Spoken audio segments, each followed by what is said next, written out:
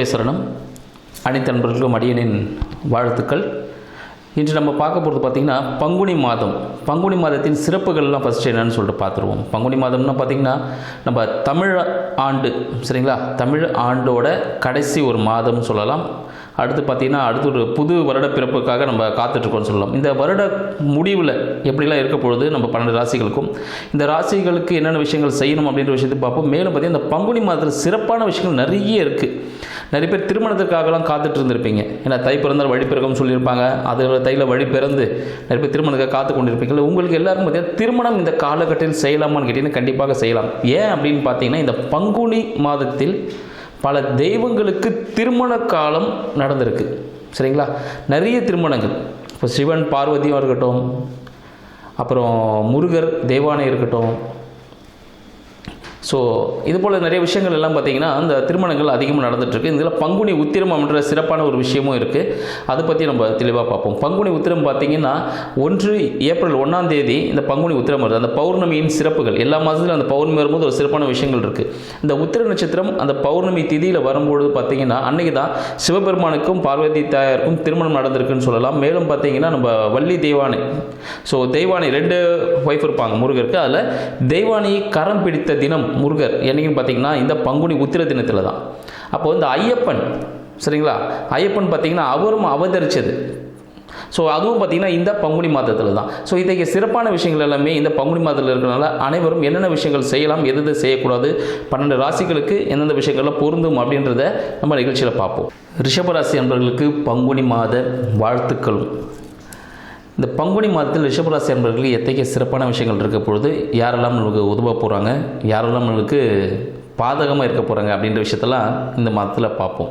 இந்த வீடியோவில் என்ன விஷயம் பார்த்திங்கன்னா, இந்த பங்குனி மாதம் தொடக்கத்திலே பார்த்திங்கன்னா நம்ம ரிஷபராசி அன்பர்களுக்கு வெற்றிக்கான வாய்ப்புகள் நிறையவே காத்துட்ருக்கு. இதுவரை ஏதாவது நிறைய தடைகளை சந்தித்திருப்பீங்க. எங்கெங்க பங்குனி மாதம் அப்படின்னு சொல்கிறீங்க. மேலும் பார்த்தா ரிஷபராசினா எப்பவுமே ஒரு ஹாப்பி மூமெண்ட்டில் இருப்பாங்க அப்படின்னு இருக்கும், ஒரு நல்ல செல்வாக்கு கூட இருப்பாங்க அப்படின்னு இருக்கும். ஏன்னா சுக்கிரன் அதிபதி, அப்போ ரொம்ப ஒரு பக்கட்டான ஒரு இடத்துல இருப்பாங்க அப்படின்னு சொல்லுவாங்க.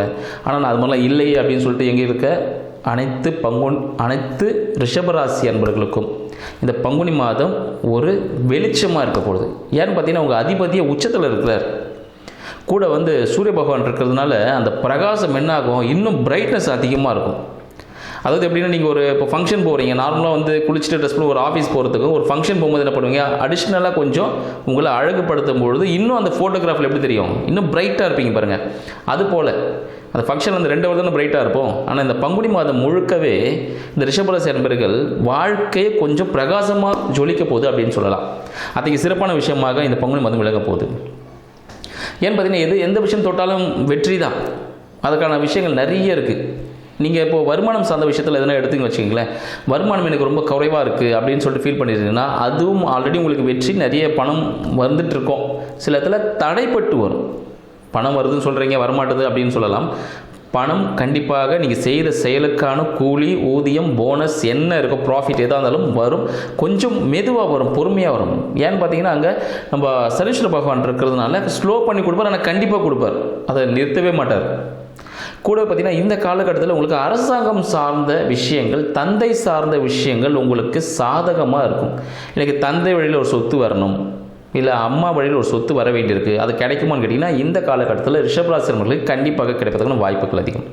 மேலும் பார்த்திங்கன்னா ரிஷபராசியில் இருக்கக்கூடிய நம்ம மாணவ செல்வங்கள், அவங்களுக்கு எல்லாருக்கும் இந்த ஆண்டு பார்த்திங்கன்னா நீங்கள் படிச்சுட்டே இருப்பீங்க, எல்லாருக்கும் தேர்வுகள் நிறைய வரப்போகுது.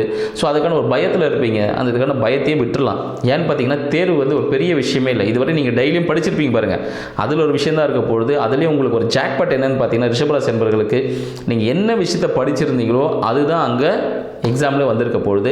ஸோ ஈஸியாக நீங்கள் அட்டன் பண்ணிவிட்டு உங்களுக்கு தேவையான விருப்பப்பட்ட ஒரு படிப்பை நீங்கள் படிக்கிறதுக்கான வாய்ப்பு இந்த பங்குனி மாதம் ஏற்படுத்தி தரப்போகுது. ஏன்னு பார்த்தீங்கன்னா அந்த சீடு எப்படி போடுறோமோ அதை பொறுத்து தானே நம்மளுக்கு ரிசல்ட் வரும். அப்போ தான் நம்ம விருப்பப்பட்ட ஒரு படிப்புக்கு போக முடியும். அப்போது அந்த ரிசல்ட் எப்படி கிடைக்க போகுதுன்னு பார்த்தீங்கன்னா இங்கே வெற்றியை தரக்கூடிய ஒரு மாதம் தான் அந்த பங்குனி மாதமாக இருக்குது. அப்போ நீங்கள் எழுத போகிற எக்ஸாம்ஸ் எல்லாமே நல்லா மெமரிஃபுல்லாக இருக்கும், உங்களுக்கு ஒன்றும் பிரச்சனையே இல்லை. நல்லா தூங்கி எழுந்து நல்லா படிச்சுட்டு தூங்கி எழுந்து அதுக்கப்புறமா எக்ஸாம்ஸ்க்கு போங்க, நல்லா சாப்பிட்டு போங்க. சாப்பிட்டா தூக்கம் வந்துடும் சொல்லிட்டு யாரும் தள்ளிப்பட வேண்டாம். லைட்டான ஃபுட்டு கொஞ்சம் கம்மியாக எடுத்துக்கிட்டு இப்போ எக்ஸாம்ஸ் எழுதுங்க. சக்ஸஸ் உங்களுக்கு தான். ஆனால் சாப்பிடாம போனீங்கன்னா கம்பல்சரியாக சொல்கிறேன், அது உங்களை கொஞ்சம் டவுன் ஆகிடும், மார்க்ஸ் குறைப்பதற்கான வாய்ப்புகள் ஏற்படும். அப்போ ரிஷபராசி என்ன பண்ணணும், கண்டிப்பாக சாப்பிடாமல் போகக்கூடாது. கண்டிப்பாக சாப்பிட்டு தான் எக்ஸாம்ஸுக்கு போகணும், மறந்துடாதீங்க. இது முக்கியமான ஒரு பாயிண்ட்டை வச்சுங்க. வாழ்த்துக்கள் உங்கள் அனைவருக்கும். மேலும் பார்த்தீங்கன்னா உங்களோட முயற்சிகள்லாம் எப்படி இருக்க போகுதுன்னு பார்த்தீங்கன்னா, முயற்சி ஒரு விதமான சிறிய அழுத்தத்தை ஏற்படுத்துங்க. சரிங்களா? முயற்சியோ உங்களோட வேலை சார்ந்த விஷயத்தில் நம்ம ரிஷபராசி என்பவர்களுக்கு ஒரு சில அழுத்தங்கள் வருவதற்கான வாய்ப்புகள் உண்டு. ஆனால் கண்டிப்பாக பார்த்தீங்கன்னா அந்த அழுத்தங்கள் இருந்தாலும் இந்த ப்ரமோஷன்ஸ்லாம் கிடைப்பதற்கான வாய்ப்பும் இந்த காலகட்டம் தான். ஏன்னா இப்போ தானே அனலைஸ்லாம் பண்ண ஆரம்பிப்பாங்க. அடுத்து நம்ம ஃபினான்ஷியல் இயர் முடிய போகுது. அப்போ என்ன பண்ணுவாங்க, அனலைஸ்லாம் பண்ணிவிட்டு ஓகே இவருக்கு ப்ரமோஷன் இவ்வளோ கொடுக்கலாம், இன்க்ரிமெண்ட் இவ்வளோ கொடுக்கலாம், அந்த விஷயங்கள்லாம் போகும். அதனால் வேலை போல கொஞ்சம் அதிகமாக ரிஷபராசி என்பவர்கள் இந்த காலகட்டத்தில் இருக்கும் அப்படின்னு சொல்லலாம். மேலும் பார்த்தீங்கன்னா இந்த உணவுப் பொருட்களை கண்டிப்பாக அனைவரும், மாணவர்களுக்கு மட்டும் இல்லை, ரிஷபராசி அனைவருமே, எல்லா ராசியினரும் சாப்பிடணும் கம்பல்சரியாக. ரிஷபராசியினர் எந்த ஒரு வேலை இருக்குன்னு சொல்லிட்டு அந்த உணவை எங்கேயாவது ஸ்கிப் பண்ணிட்டு நீங்கள் போனீங்கன்னா அந்த வேலையும் உங்களை ஸ்கிப் பண்ணணும் அந்த இடத்துல. அதனால் கண்டிப்பாக இது ஒரு சூட்சமமாக பயன்படுத்துங்க. வீடு சார்ந்த விஷயங்கள் பார்த்தீங்கன்னா இதுவரை வீடு சார்ந்த பிரச்சனை சில வாஸ்து குறைபாடுகள் ஏற்படுவதற்கான வாய்ப்புகள் உண்டு. ரிஷபராசி அவர்கள் வீடுகளில் இந்த மாதத்தில் கொஞ்சம் வாஸ்து சார்ந்த குறைபாடுகள், அதை நீங்கள் ஒரு ஆல்ட்ரேஷன் ஒர்க் பண்ணிங்கனாலும் இல்லை வீட்டுக்கு ஒரு பெயிண்ட் அடிக்கிறதா கூட இருக்கலாம், அதை பண்ணிங்கன்னா லாபம் வரும். இது வரைக்கும் ஒரு பழைய வீடு இருக்கும், நீங்கள் யூஸ் பண்ணாமல் வச்சுருப்பீங்க, இப்போ அது பெயிண்ட் அடிச்சிச்சுன்னா ஒரு ஆல்ட்ரேஷன் பண்ணி விட்டீங்கன்னா ஒரு வாடகை வரும். அப்போ வருமானம் கேட்டிங்கன்னா வரதுக்கான வாய்ப்புகள் உண்டு. தாயார் வழியில் உங்களுக்கு பார்த்தீங்கன்னா இந்த காலகட்டத்தில் சொத்துக்கள் கிடைப்பதற்கான வாய்ப்புகள், தாயார் சார்ந்த தாய்மாமன் சார்ந்த உதவிகள் இந்த காலகட்டத்தில் உங்களுக்கு கிடைப்பதற்கான வாய்ப்புகள் அதிகமாக இருக்கும். குழந்தை பேருக்காக காத்துட்டு இருக்கிறவங்களுக்கு இந்த காலகட்டம் குழந்தை பேர் உருவாவதற்கான வாய்ப்புகள் அதிகம். அதனால் மருத்துவர்கிட்ட டாக்டர்கிட்ட அணுகிட்டு முறையான விஷயங்களை செய்யும் பொழுது உங்களுக்கு குழந்தை பேர் ஏற்படும் அப்படின்னு சொல்லலாம்.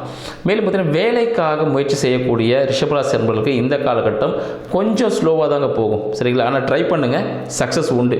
ட்ரை பண்ணாமல் இருக்கக்கூடாது. நம்ம ட்ரை பண்ணிகிட்டே இருக்கும்போது சக்ஸஸ் கண்டிப்பாக கிடைக்கும். இந்த காலகட்டம் கொஞ்சம் மெதுவான ஒரு காலகட்டமாக இருக்கும். புதிய வேலை தேடுபவர்களுக்கு இன்கேஸ் கடனில் இருந்தாலும் கொஞ்சம் டைட் பொசிஷன் போனாலும் ஒன்றும் பிரச்சனை இல்லை. கடன் அடைவதற்கான ஒரு சூட்சமும் உங்களுக்கு கிடைச்சிடும். அதாவது யாரோ ஒருத்தர் வந்து கை நீட்டுவாங்க. இந்த மாதத்தோட இறுதியில் ஒருத்தரோட கை உங்களுக்கு தானாகவே வரும். கடவுளே வந்து உங்களுக்கு கை கொடுப்பார். இதுபோல் நீங்கள் வந்து ஓகே இந்த வழியில் போயிட்டு கடனை அடைச்சிரு அப்படின்னு சொல்லிட்டு. மேலும் திருமணத்திற்காக காத்து கொண்டு இருக்கக்கூடிய ரிஷபராசி அன்பர்களுக்கு இந்த காலகட்டம் பார்த்தீங்கன்னா ஒரு ஜாக்பாட்னே சொல்லலாம். ஏன்னா பார்த்தீங்கன்னா இதுவரை யாருக்கெல்லாம் திருமணம் ஆகாமல் இருக்கும், உங்களுக்கு வரன் ஆல்ரெடி அமைஞ்சிருக்கும். இப்போ திருமணம் நடப்பதற்கான ஒரு வாய்ப்பு அதுவும் உங்களுக்கு காத்துட்ருக்கு. முக்கியமாக பங்குனி உத்திரம் அந்த நேரத்தில் கூட நீங்கள் யூஸ் பண்ணிக்கலாம். இந்த சுமங்கலியாக இருக்கக்கூடிய பெண்கள், சரிங்களா, சுமங்கலியாக இருக்கக்கூடிய பெண்கள் மற்றும் திருமணத்துக்காக காத்து கொண்டு இருக்கக்கூடிய பெண்கள், ஆண்கள் யாராக இருந்தாலும் பங்குனி உத்திரம் அந்த காலகட்டத்தில் நீங்கள் ஒரு விரதம் இருந்தோம். ஸோ அந்த திருமணத்திற்கு கண்டிப்பாக எந்த கோவிலில் திருமணம் நடக்கிறதோ தெய்வங்களுக்கு அங்கே கண்டிப்பாக போய் இருந்து அந்த திருமணத்தை கண்டு கழிச்சிட்டு அதுக்கப்புறம் சாப்பாடு இருக்கும் அதையும் முடிச்சுட்டு மொய்யும் கண்டிப்பாக வச்சுட்டு வரணும். போனேன் முடித்தேன் வீட்டுக்கு வந்துட்டேன் அப்படின்லாம் இருக்கக்கூடாது. அந்த விஷயங்களை முழுமையாக பங்கு கொள்ளும்பொழுது உங்களுக்கான விஷயங்கள் மிக விரைவிலேயே உங்களுக்கு நடக்கும்னு சொல்லலாம். கூட்டு தொழிலுக்காக இந்த காலகட்டத்தை கொஞ்சம் தவிர்ப்பது நல்லது. மேலும் பார்த்தீங்கன்னா ஏதாவது கடன் சம்மந்தப்பட்ட விஷயங்கள் இல்லை அடிவேறு சம்மந்தப்பட்ட விஷயங்கள் எதனா இருந்துச்சுன்னா இல்லை கோர்ட்டு கேஸ் வழக்குகள் எதனா இருந்துச்சுன்னா அதெல்லாம் பார்த்தீங்கன்னா இந்த காலகட்டத்தில் கொஞ்சம் பணம் செலவு பண்ணி அதெல்லாம் சரி பண்ணக்கூடிய ஒரு வாய்ப்பாக இந்த காலகட்டம் அமையும் சொல்லலாம். மேலும் பார்த்தீங்கன்னா இரண்டாம் திருமணத்திற்காக காத்து கொண்டு இருக்கக்கூடிய ரிஷபராசி அன்பர்களுக்கு இந்த காலகட்டம் வாய்ப்புகள் உண்டு. கொஞ்சம் ட்ரை பண்ணுங்கள், வாய்ப்புகள் உண்டு. வெளியூர் வெளிநாடு போவதற்காக இயங்கிக் கொண்டிருக்கக்கூடிய ரிஷபராசி அன்பர்களுக்கு இந்த காலகட்டம் ஒரு வெற்றி பாதையை கொடுக்கும் அப்படின்னு சொல்லலாம். ஸோ நீங்கள் இதுவரை ட்ரை பண்ணியிருந்த விஷயங்கள்லாம் இந்த காலகட்டம் உங்களுக்கு கிடைப்பதற்கான வாய்ப்புகள் அதிகமாக இருக்குது. எனவே ரிஷபராசி அன்பர்களுக்கு மொத்தமாக சொல்ல போனால் இந்த பங்குனி மாதம் ஒரு ஜாக்பாட்டைனே சொல்லலாம். எதை செய்யணும்னு பார்த்து செஞ்சிட்டிங்கன்னா உங்கள் வாழ்க்கையில் வெற்றி பெறுவதற்கான வாய்ப்புகள் உண்டு. நன்றி, வணக்கம்.